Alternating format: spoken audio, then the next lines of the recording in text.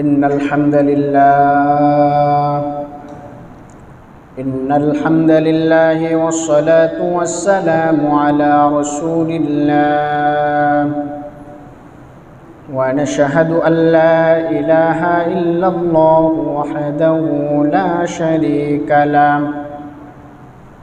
ونشهد أن سيدنا وسندنا وحبيبنا وطبيب قلوبنا ومولانا محمدا عبد الله ورسوله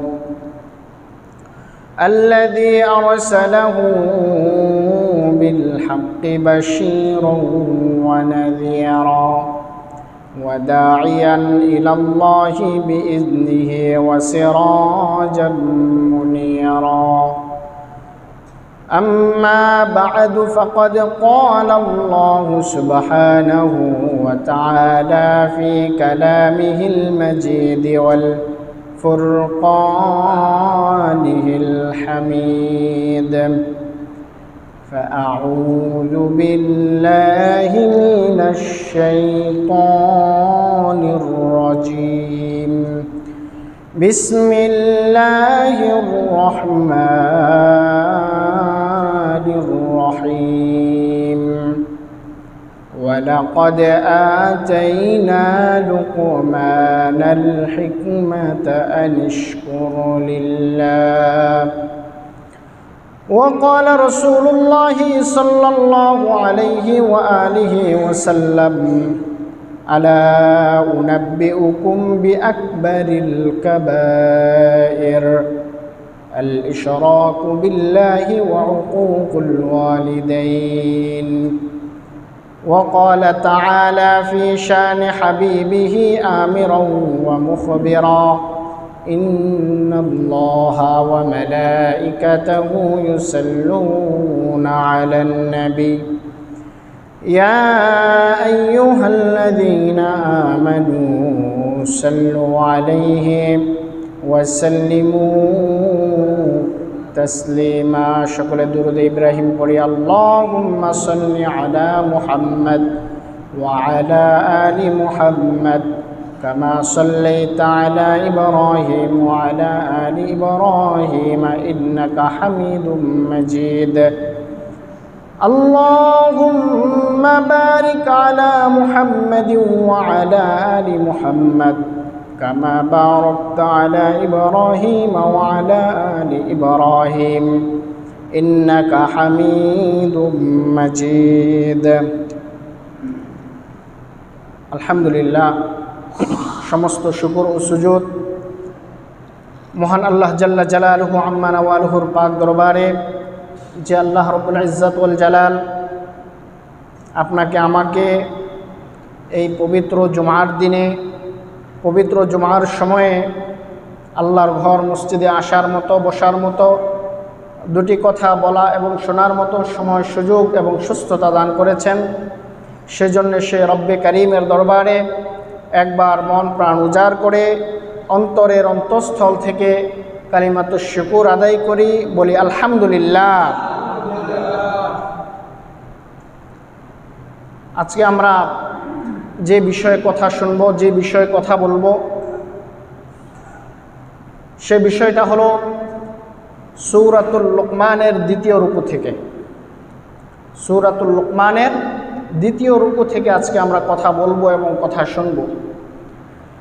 আল্লাহ রব্বুল ইজ্জত ওয়াল জালাল এই দ্বিতীয় রুকুর মধ্যে আপনার আমার বাস্তবিক জীবনের অনেক সুন্দর সুন্দর কিছু নসিহা, কিছু মেসেজ আল্লাহ রব্বুল আলামিন দিয়ে রেখেছেন, যেগুলো আপনার আমার জন্য, আপনার আমার সকলের জন্য এই বিষয়গুলো অত্যন্ত আবশ্যকীয়।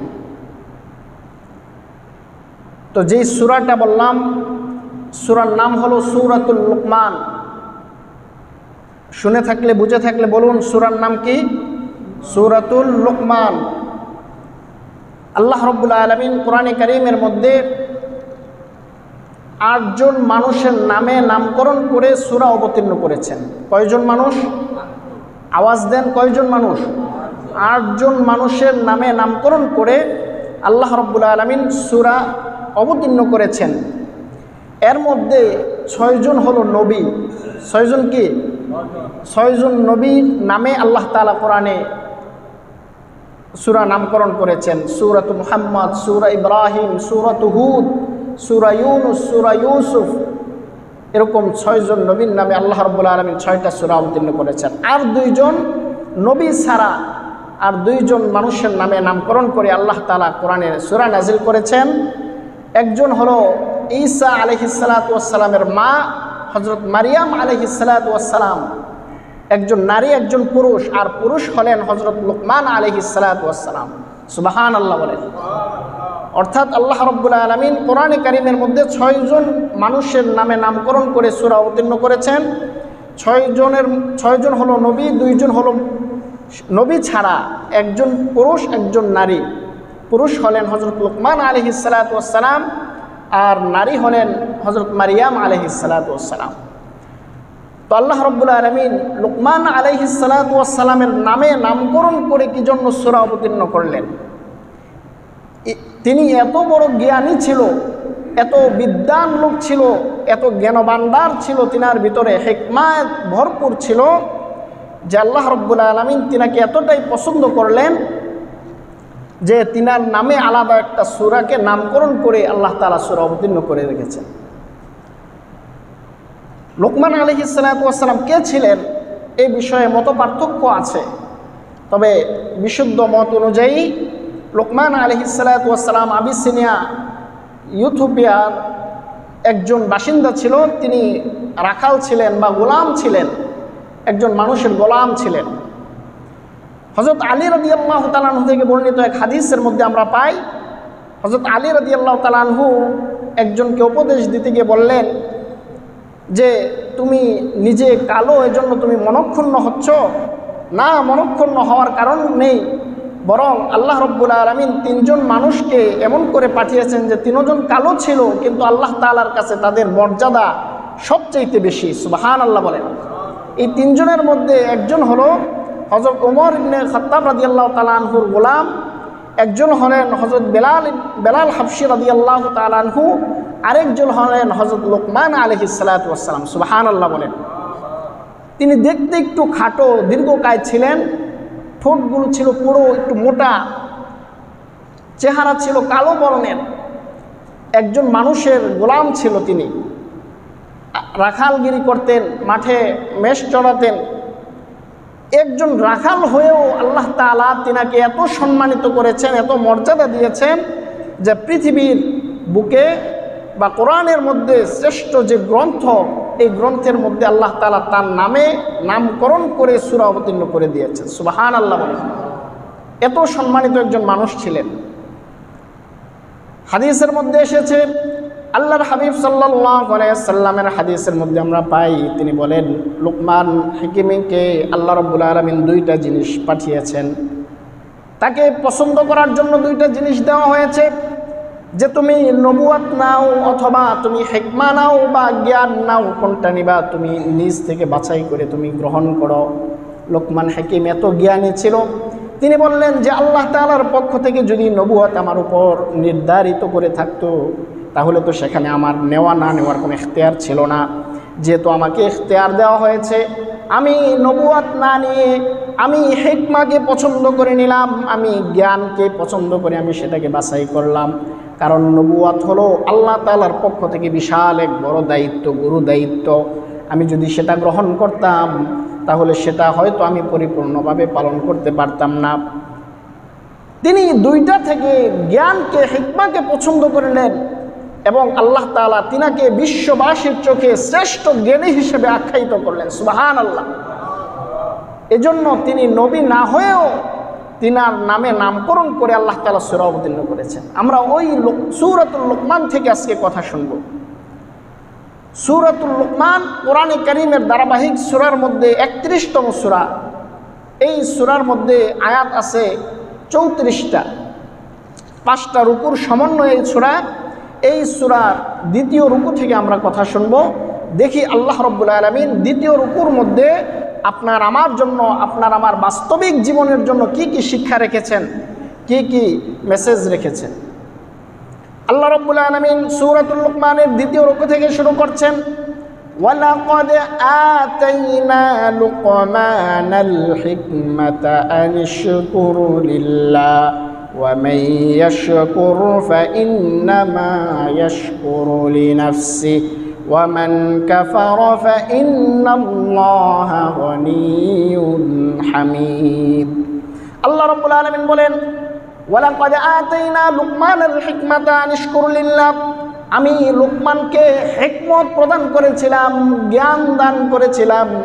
আনিশকুর লিল্লাহ, যেন সে কৃতজ্ঞতা জ্ঞাপন করে আল্লাহ তাআলার কৃতজ্ঞ হয়, কৃতজ্ঞশীল বান্দা হয়।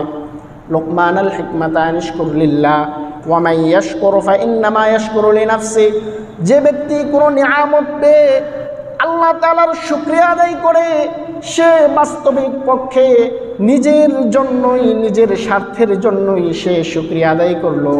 এতে আল্লাহ তাআলার কোনো কিছু বেড়েও যায় না, আবার কোনো কিছু শুকরিয়া না করলে কোনো কিছু কমেও যায় না। অর্থাৎ কেউ যদি কোনো নিয়ামত পেয়ে আল্লাহ তাআলার দরবারে শুকরিয়া আদায় করে তাহলে সে তার নিজের জন্যই শুকরিয়া আদায় করলো। ওয়ামান কাফারা ফাইন্নাল্লাহা গনিয়্যুন হামিদ, আর কেউ যদি নিয়ামত পেয়েও শুকরিয়া আদায় না করে তাহলে মনে রেখো, কেউ যদি অকৃতজ্ঞ হয় তাহলে মনে রেখো ফাইন্নাল্লাহা গনিয়্যুন হামিদ, আল্লাহ তাআলা ধনী এবং প্রশংসিত। তোমার মতো তুমি যদি আল্লাহ তাআলার নিয়ামত পেয়েও শুকরিয়া আদায় না করো তাহলে আল্লাহ তাআলার কোনো কিছুই কমে যাবে না। আবার তুমি যদি শুকরিয়া আদায় করো তাহলে এটা তোমার নিজের জন্যই শুকরিয়া আদায় করলে। নিজের জন্য কিভাবে শুকরিয়া আদায় করলাম? আল্লাহ তাআলা কোরআনের অন্যত্র আয়াতে বললেন, লা ইন শাকারতুম লা আযীদান্নাকুম ওয়া লা ইন কাফারতুম ইন্না আযাবি লাশাদীদ। কেউ যদি শুকরিয়া আদায় করে, নিয়ামত পেয়ে কেউ যদি শুকরিয়া আদায় করে, আমি আল্লাহ অবশ্যই অবশ্যই তাকে নিয়ামত বাড়িয়ে দিব। সুবহানাল্লাহ। নিয়ামত পেয়ে কেউ যদি শুকরিয়া আদায় করে তাহলে আল্লাহ তাআলা তার ওই নিয়ামতটা আরও বাড়িয়ে দিবেন। সুতরাং শুকরিয়া আদায় করলে আমার নিজের জন্যই তো করলাম, নিয়ামত বাড়ানোর জন্য করলাম। ওমান কাফারা, আল্লাহ তাআলা বলেন, লা ইন শাকারতুম লা আযীদান্নাকুম ওয়া লা ইন কাফারতুম, আর কেউ যদি নিয়ামত পেয়ে অকৃতজ্ঞ হয়, অশুকরিয়া আদায় করে, ইন্না আযাবি লাশাদীদ, তাহলে জেনে রাখো নিশ্চয়ই আল্লাহ তাআলার শাস্তি অনেক কঠিন। আল্লাহ তাআলার শাস্তি অনেক কঠিন, ভয়াবহ।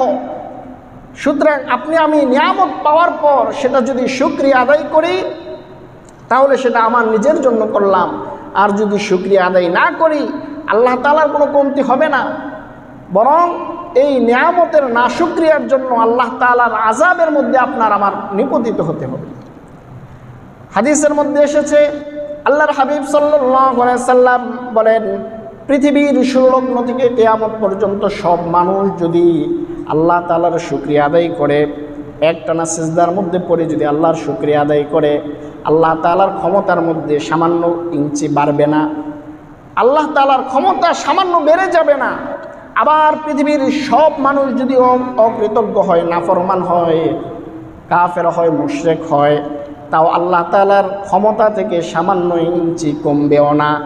অর্থাৎ আপনি আমি আল্লাহ তাআলার ইবাদত বন্দেগী শুকরিয়া না শুকরিয়া করা না করার দ্বারা আল্লাহ তাআলার কোনো কিছু বেড়েও যাবে না, কোনো কিছু কমেও যাবে না, বরং শুকরিয়া আদায় করলে সেটা আমার আপনার ভালোর জন্য করলাম, আর যদি না শুকরিয়া করি সেটা আপনার আমার জন্যই অকল্যাণ অমঙ্গল বয়ে আনবে। কি বলেন, ঠিক কিনা?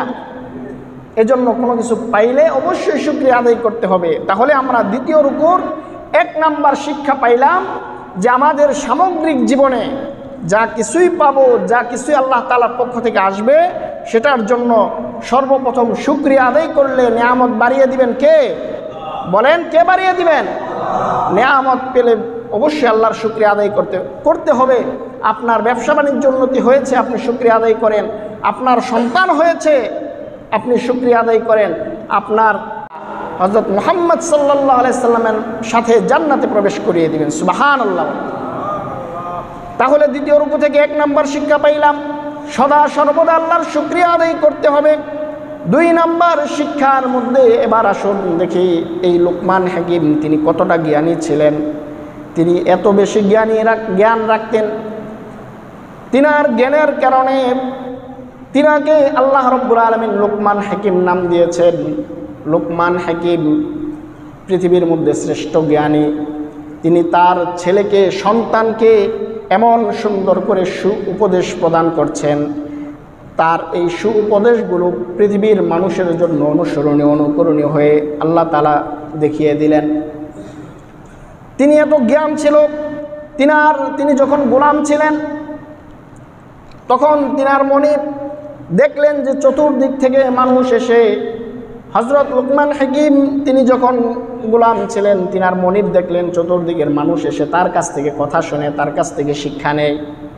তখন তার মনিব আশ্চর্য হয়ে জিজ্ঞাসা করলো একজনকে, তোমরা লোকমানের কাছে কি জন্য আসো?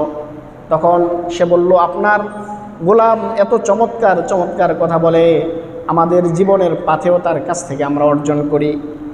মালিক বলল, আমার গোলাম এত জ্ঞানী, আমি তো জানি না। আচ্ছা ঠিক আছে। সন্ধ্যায় যখন সে কাজ সেরে বাড়িতে ফিরলো, এবার তার মনিব তাকে ডাকলো, লোকমান এদিকে আসো। লোকমান যাওয়ার পরে বলল, আমি শুনলাম তুমি নাকি অনেক সুন্দর সুন্দর চমৎকার কথা বলো, মানুষ তোমার কাছ থেকে জ্ঞান নেয়, জ্ঞান আহরণ করে। বলল যে আমি তোমার জ্ঞানের পরীক্ষা করব। যাও, এই যে একটি তোমাকে বকরি দিলাম, এটা জবাই করে এই বকরির মধ্যে সবচাইতে উত্তম দুইটা জিনিস তুমি আমার কাছে হাজির করো, আমার কাছে উপস্থিত করো। তখন লোকমান হাকিম তিনি এই বকরিটা জবাই করলেন। জবাই করে তিনি দুইটা জিনিস নিয়ে আসলেন, যেটা ওই বকরির মধ্যে সবচাইতে উত্তম দুইটা জিনিস। একটা ছিল কল্প, হৃদয়, আর আরেকটা ছিল জবান, মুখ। এই দুইটা জিনিস এনে মনিবের সামনে হাজির করলেন। হাজির করার পর এবার বললেন, ও আমার গোলাম লোকমান, যাও এবার আরেকটা বকরি জবাই করো। জবাই করে এবার ওই বকরির সবচাইতে নিকৃষ্ট দুইটা জিনিস নিয়ে আসো, দেখি তোমার জ্ঞানের প্রখরতা কতটুকু। এবার লোকমান হাকিম তিনি আবার আরেকটি বকরি জবাই করলেন। আবার আরেকটি বকরি জবাই করে তিনি আবার সেই অনুরূপ কল্প, হৃদয় এবং মুখ আবার নিয়ে হাজির করলেন। তিনি আশ্চর্য হয়ে গেলেন, লোকমান তুমি প্রথম জবাই করেও মুখ এবং কলব নিয়ে এসেছ, আবার দ্বিতীয়বার জবাই করেও তুমি মুখ এবং কলব নিয়ে এসেছ, এর মানে হেতু কি বুঝতে পারলাম না। এবার লোকমান হাকিম বললেন, ও আমার মনিব, আপনি শুনে রাখুন, একজন মানুষের অন্তর এবং মুখ যদি পবিত্র হয়ে যায়, ভালো হয়ে যায়, তাহলে তার সমস্ত অঙ্গ প্রত্যঙ্গ, তার সব কিছুই সুস্থ এবং সাবলীল থাকে, সুন্দর থাকে। আবার অনুরূপভাবে একটা মানুষের অন্তর এবং মুখ যদি খারাপ হয়ে যায়, অন্তর এবং মুখ যদি দূষিত হয়ে যায়, তাহলে তার সম্পূর্ণ মানুষটাই বিচ্ছিন্ন হয়ে যায়, সে জাহান্নামের উপযুক্ত হয়ে যায়। এজন্য একটা মানুষের মুখ এবং অন্তর এটা সবচেয়ে দামি। আবার এই একটা মানুষের মুখ এবং অন্তরই হলে সবচেয়ে খারাপ। সুবহানাল্লাহ বলেন। তিনি তার জ্ঞানের প্রখরতা দেখে অভিভূত হয়ে গেলেন। বললেন, যাও, তোমাকে আমি আজাদ করে দিলাম, তুমি এত জ্ঞান নিয়ে চলাফেরা করো, যাও, তোমাকে আজাদ করে দিলাম। আবার আরেক বর্ণনায় পাওয়া যায়, তার মনে একদা একদিকে দিয়ে যাচ্ছিল, তিনি দেখলেন এক জায়গায় এক লোক ভাষণ দিচ্ছে, অনেক লোক শুনতেছে। তখন জিজ্ঞাসা করলো, কে এখানে ভাষণ দিচ্ছে যে এত মানুষের সমাগম? লোকেরা বলল, এ হলো লোকমান হাকিম। তখন তিনি কাছে গিয়ে দেখলেন যে তিনার আজাদকৃত সেই গোলাম লোকমান হাকিম সে ভাষণ দিচ্ছে, আর শত শত মানুষ তার ভাষণ শুনছে। তিনি এত জ্ঞানী ছিলেন। এই লোকমান হাকিম তার সন্তানকে এত সুন্দর কিছু উপদেশ নসিহত প্রদান করলেন, যে উপদেশ এবং নসিহতগুলো আমাদের আপনার আমার জন্য পৃথিবীর শেষ দিন পর্যন্ত যত মানুষ আসবে সবার জন্য অনুকরণীয় হয়ে থাকলো। একজন আদর্শ সন্তান কিভাবে গঠন করবেন, একজন সন্তান আদর্শ সন্তান কিভাবে গঠন করবেন, সূরাতুল লুকমানের মধ্যে দেখেন। আপনি আপনার সন্তানকে আপনি কন্ট্রোল করতে পারছেন না, আপনি আপনার পরিবারকে আপনি আয়ত্তের ভিতরে নিয়ে আসতে পারছেন না। আপনি সূরাতুল লুকমানের ভিতরে তাকান, সূরাতুল লুকমানের দ্বিতীয় রূপের মধ্যে দেখেন কত সুন্দর করে লোকমান তার সন্তানকে উপদেশ দিচ্ছে সুসন্তান গঠনের জন্য। আল্লাহ তাআলা তার উপদেশগুলো হুবহু অনুরূপভাবে কোরআনের মধ্যে তুলে ধরেছেন। আল্লাহ তাআলা কোরআনের মধ্যে বলেন, ইয়া বুনাইয়া লা তুশরিক বিল্লাহ ইন্নাশ শিরকা লাযুলমুন আযীম। সন্তানকে উপদেশ দেওয়ার জন্য, সন্তানকে মানুষের মতো মানুষ বানানোর জন্য তিনি শুরুই করতেছেন আকীদা সম্পর্কিত বিষয় দিয়ে। সন্তানকে মানুষের মতো মানুষ বানাতে হবে। মানুষের ঘর থেকে মানুষ হইলেই সে মানুষ হয় না, মানুষ বানাতে হয়। মানুষের ঘর থেকে মানুষ হইলেই সে মানুষ হয় না, তাকে মানুষ বানাতে হয়। মানুষ বানাতে হলে কি করতে হবে? এই কোরআন তার ভিতরে দিয়ে দিতে হবে। কি বলেন, ঠিক কিনা? যার ভিতরে কোরআন নাই সে মানুষ হবে না, সে অমানুষে রূপান্তরিত হবে। কি বলেন, ঠিক কিনা? যেরকমভাবে আমরা দেখি আজকে মানুষের ভিতরে কোরআন না থাকার কারণে মানুষ নামের অমানুষগুলো আমাদের সমাজে বিচরণ করছে। এই যে গতকালকের ঘটনা আপনারা জানেন, ঢাকা বিশ্ববিদ্যালয়ের মতো একটি উচ্চ শিক্ষা প্রতিষ্ঠানে, বিদ্যাপীঠে, সেখানে একজন মানুষকে, একজন নিরপরাধ বলা যায়, তাকে চুরির সন্দেহে তাকে আটক করে তারপরে সেই বিশ্ববিদ্যালয়ের শিক্ষার্থী নামের জানোয়ারগুলো এই নিরপরাধ মানুষকে পিটিয়ে হত্যা করেছে। আমরা এরকম বড় বিদ্যাপীঠ থেকে এরকম আচরণ দেখতে চাই না। কি বলেন, ঠিক কিনা? আজকে তারা তাদের মা বাবার সুসন্তান নয়, তারা হলো কুসন্তান। তারা মানুষ নয়, তারা অমানুষ, হাইওয়ান, জানোয়ার। কারণ হলো তাদের ভিতরে কোরআন নাই, হাদিস নাই। তার মা বাবা লোকমান হাকিমের মতো সুন্দর উপদেশ দিয়ে তাদেরকে গড়তে পারে নাই। কি বলেন, ঠিক কিনা? আমরা আমাদের সন্তানগুলো তাদের মতো বানাবো না, যারা অন্যের সন্তানকে, নিরপরাধ মানুষকে এভাবে হত্যা করবে। আমি সকলের প্রতি দৃষ্টি আকর্ষণ করব যে যারা এই হত্যাকাণ্ডের সাথে জড়িত, সে যেই দলেরই হোক না কেন, যেই গ্রুপেরই হোক না কেন, তাদেরকে বিচারের আওতায় এনে তাদেরকে যথাযথ বিচার করতে হবে। কি বলেন, ঠিক কিনা? যারা সন্ত্রাসী কর্মকাণ্ড করে তাদের কোনো দলীয় পরিচয় নাই, তাদের কোনো বংশীয় পরিচয় নাই, তাদের একটাই পরিচয়, তারা সন্ত্রাস। কি বলেন, ঠিক কিনা? সন্ত্রাসকে আমরা সমাজে স্থান দিব না, তাদের কোনো শিক্ষা প্রতিষ্ঠানের পরিচয় নাই। সুতরাং আপনার দলের লোকও যদি এরকম হত্যাকাণ্ড চালায়, সন্ত্রাসবাদ চালায়, তাহলে এই দলীয় পরিচয়ে বেঁচে যাওয়ার কোনো সুযোগ নাই।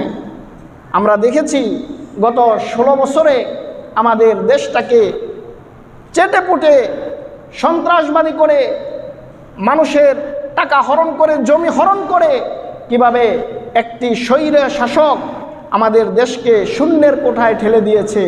কি বলেন, ঠিক কিনা? আমরা এরকম সরকার চাই না। আমরা চাই দেশের ন্যায় বিচার প্রতিষ্ঠা হোক।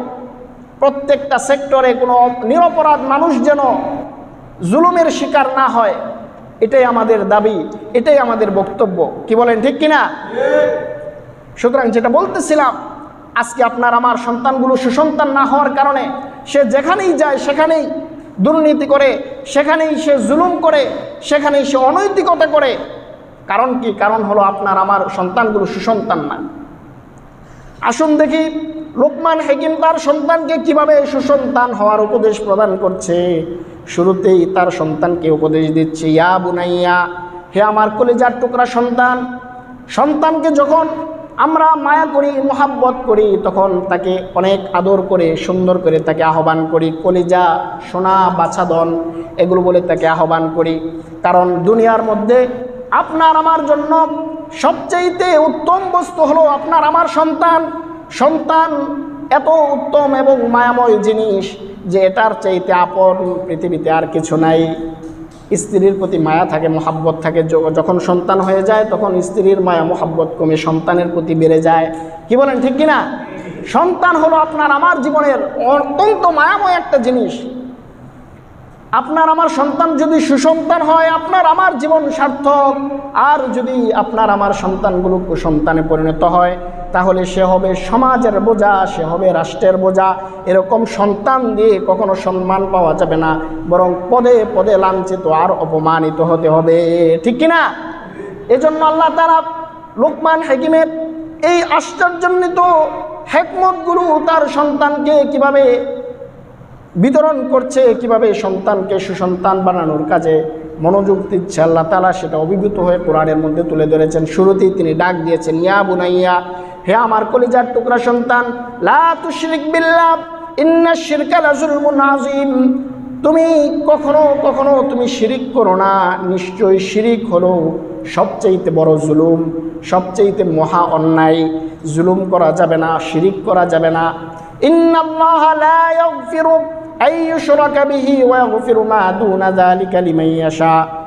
আল্লাহ তাআলা অন্যত্র আয়াতের মধ্যে বলেন, নিশ্চয়ই আল্লাহ তাআলা অন্য কোনো গুনাহ থাকলে সেটা চাইলে ক্ষমা করে দিতে পারেন, কিন্তু শিরিকের গুনাহ কখনো ক্ষমা করবেন না। আর যেহেতু শিরিকের গুনাহ কখনো ক্ষমা হয় না, এজন্য লোকমান হাকিম তার সন্তানকে প্রথমেই জ্ঞান দিচ্ছে, প্রথমেই উপদেশ দিচ্ছে, ও আমার কলিজার টুকরা সন্তান, তুমি কখনো তুমি শিরিক করো না, কারণ তুমি যদি শিরিক করো সাথে সাথে তোমার ঈমান চলে যাবে এবং তুমি বেঈমান হয়ে পৃথিবী থেকে যাবে। আমি বাবা হয়ে চাই না তুমি আমার সন্তান হয়ে আল্লাহর সাথে শিরিক করে তুমি বেঈমান হয়ে পৃথিবী থেকে যাও।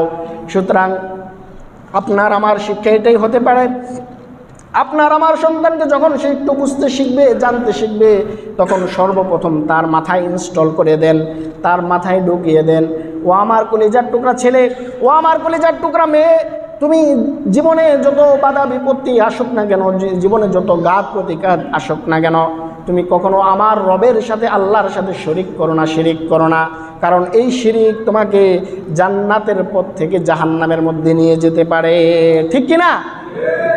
এজন্য সন্তানকে সর্বপ্রথম উপদেশ দিতে হবে, এ আমার সন্তান তুমি শিরিক করো না। আজকে আমরা লক্ষ্য করি শিরিক নামক এই মরণ ব্যাধি আমাদের দেশের বিভিন্ন জায়গায় ছড়িয়ে গেছে, ছিটিয়ে গেছে, বিভিন্ন সমাজের রন্ধ্রে রন্ধ্রে শিরিক ঢুকে গেছে, বিভিন্ন মাজারের নামে, বিভিন্ন পীরের নামে এই সমাজের মধ্যে, রাষ্ট্রের মধ্যে শিরিক ঢুকে গেছে। কি বলেন, ঠিক কিনা? আমাদের সমাজের বিভিন্ন মাজার কেন্দ্রিক যে শিরিকগুলো হয়, আপনারা জানেন গত কিছুদিন যাবৎ আমাদের দেশের বিভিন্ন জায়গায় মাজার ভাঙচুর হচ্ছে। মাজার ভাঙচুর করে তারা বলতে চায় যে মাজারের মধ্যে শিরিক হয়, আমাদের কোথাও মাজারের মধ্যে শিরিক হয়। এর জলজ্যান্ত উদাহরণ বা প্রমাণ আমি নিজে দেখেছি মাজারের মধ্যে কীরকম শিরিক হয়, শিরিকি কাজকর্ম হয়, কিভাবে সেখানে মদ, গাঁজা, হিরোইন এবং নারীর আড্ডা হয়, সেখানে অনৈতিক কাজ হয়, আমি দেখেছি। কিন্তু তাই বলে মাজার ভেঙে আমরা ইসলামের যেটা মূল কথা, ইসলামের মূল কথা হলো আমরা শিরিককে অপছন্দ করি, আমরা খারাপকে খারাপ বলি, কিন্তু তাই বলে আপনি মাজার ভেঙে যদি অনৈতিকতা, আপনি যদি বিশৃঙ্খলা সৃষ্টি করতে চান, এটা ইসলাম সাপোর্ট করে না। আপনি মাজার না ভেঙে বরং মাজার থেকে শিরিককে উৎখাত করে দেন। কি বলেন, ঠিক কিনা?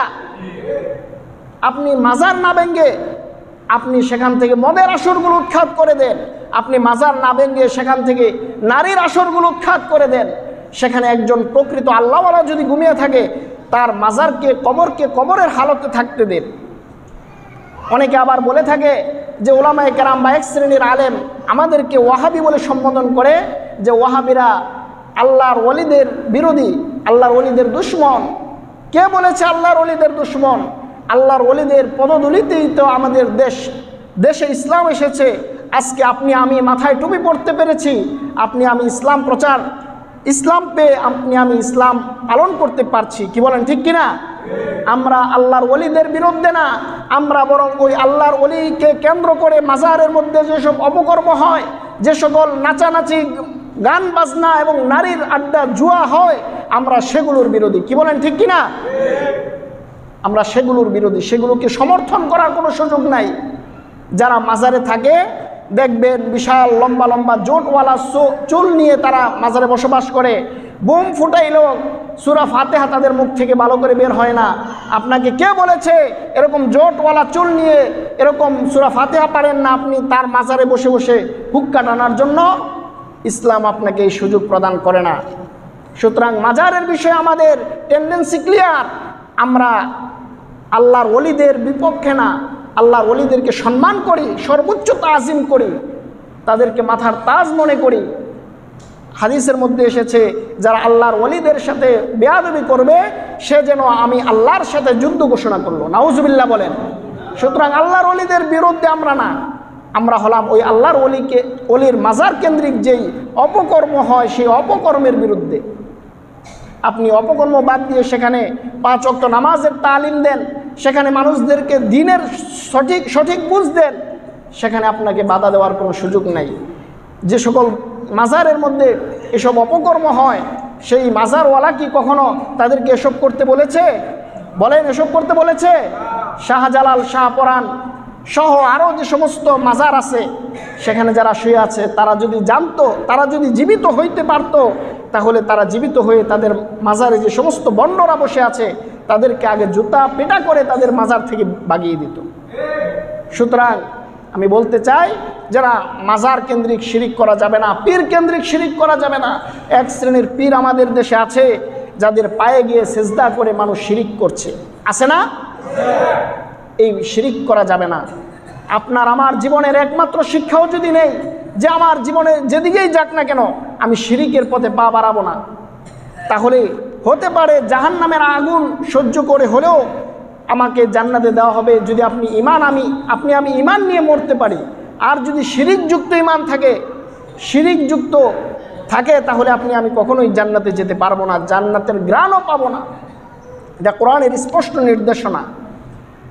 সুতরাং আল্লাহ তাআলা কোরআনের সূরাতুল লুকমানের 2য় রুকুতে আপনার আমার সন্তানের জন্য সূরাতুল লুকমান হাকিমের যে প্রথম উপদেশ সেটা হলো, ও আমার কলিজার টুকরা বাছাধন, তুমি কখনোই শিরিক করো না। ইন্না শিরকা লাযুলমুন আযীম, নিশ্চয় শিরিক হলো মহা অন্যায় জুলুম। এই জুলুম থেকে বেঁচে থাকতে হবে। সময় সংক্ষিপ্ত, আমি বাকি কথাগুলো সংক্ষেপে শেষ করছি। আল্লাহ তাআলা কোরআনের সূরাতুল লুকমানের 2য় উপদেশ দিতে গিয়ে লুকমান হাকিম তার সন্তানকে বলছে, ওয়াসাইনাল ইনসানা বিওয়ালিদাইহি ইহসানা হামালাতহু উম্মুহু ওয়াহনান আলা ওয়াহনিন ওয়া ফিসালুহু ফি আমাইনি আনিশকুরু লি ওয়া লিওয়ালিদাইক। ও আমার সন্তান, 1 নাম্বার তুমি শিরক করো না, 2 নাম্বার তুমি তোমার মা বাবার অবাধ্যাচরণ হয় না, মা বাবার প্রতি তুমি ইহসান করবা। এটা আমার উপদেশ, এটা আমার পক্ষ থেকে তোমাদেরকে জানানো নির্দেশনা। কারণ কি, মা বাবা তোমার জীবনকে বড় করার জন্য, তোমাকে বড় হয়ে বাঁচার জন্য মা বাবার অবদান সবচেয়ে বেশি। এবং এই মা বাবার মধ্যে তুমি সবচেয়ে বেশি মায়ের অবদানকে স্বীকার করো। কারণ কি, হামলুহু ওয়া ফিসালুহু 30 শাহরা, এই মা তোমাকে 10 মাস 10 দিন গর্ভে ধারণ করেছে কষ্টের উপর। হামলুহু ওয়া ফিসালুহু 30 শাহরা, তোমাকে গর্ভে ধারণ করে আবার পৃথিবীতে আসার পর 2 বছর তোমাকে দুধ পান করিয়েছে। তোমাকে কষ্টের উপর কষ্ট নিয়ে এই মা তোমাকে বড় করেছে। হামালাতহু উম্মুহু ওয়াহনান আলা ওয়াহন, তোমাকে কষ্টের পরে কষ্ট করে তোমাকে পৃথিবীর আলো বাতাস দেখিয়েছে।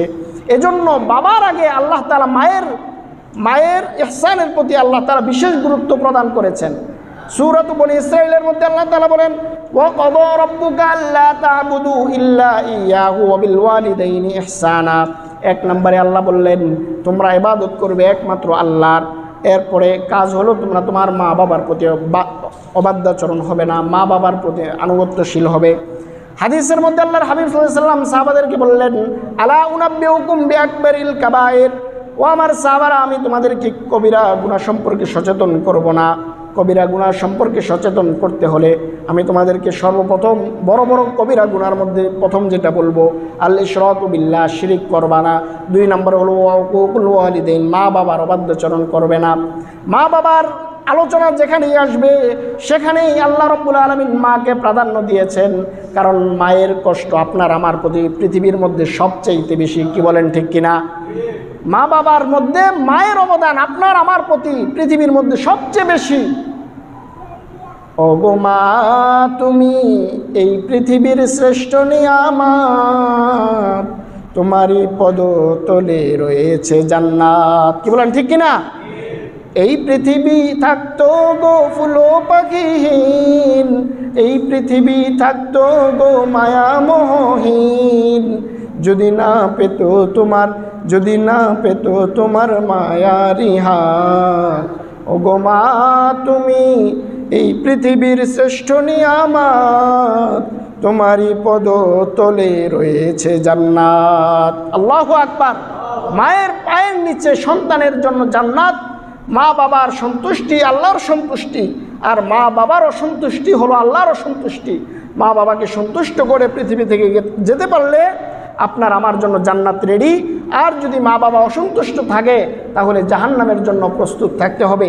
যাই হোক, সময় সংক্ষিপ্ত, আলোচনা শেষ করতে হচ্ছে। বাকি বিষয়গুলো আমরা ইনশাল্লাহ আগামী জুমায় আলোচনা করব। তাহলে 1 নম্বরে আমরা পাইলাম যে শিরিক, 1 নম্বরে হলো শুকরিয়া আদায় করতে হবে, নিয়ামত পেয়ে কৃতজ্ঞতা আদায় করতে হবে। 2 নম্বরে হলো সন্তান নেক সন্তান হিসেবে বানানোর জন্য 1 নম্বরে সন্তানকে উপদেশ দিতে হবে, সন্তান তুমি কোশ্চিনকালে আল্লাহর সাথে শরিক করো না, আল্লাহর সাথে শিরিক করো না।